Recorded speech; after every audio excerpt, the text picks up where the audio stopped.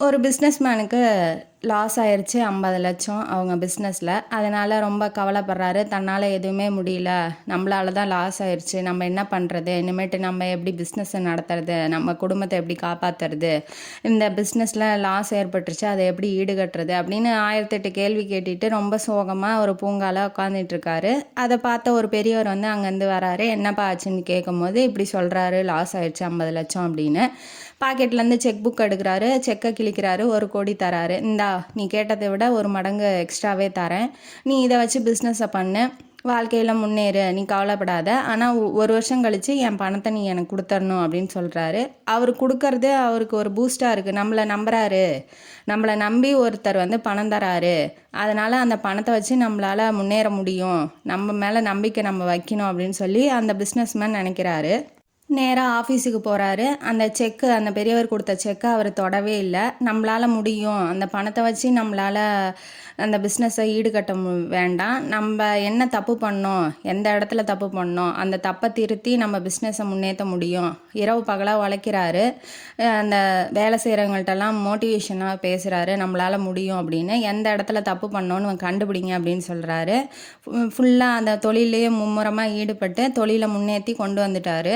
இப்போ தான் மேலே நம்பிக்கை வச்சு ஒருத்தர் வந்து சொல்லும் போது அவரால் முடியும் அப்படிங்கிறத அவர் வந்து உணர்ந்து பிஸ்னஸை முன்னேற்றி கொண்டு வந்துட்டார். இப்போ அவர் கொடுத்த, அந்த பெரியவர் கொடுத்த டைம் முடிஞ்சிருச்சு, அதனால் பணத்தை திருப்பி கொடுக்கணும் அப்படின்னு சொல்லிட்டு இவர் என்ன பண்ணுறாரு, அதே பூங்கால அந்த வருஷம் 1 வருஷம் கழித்து அந்த நாளில் வந்து உட்கார்றாரு. உட்காந்தோடனே அந்த பெரியவரும் ஒரு லேடியோடு வராரு.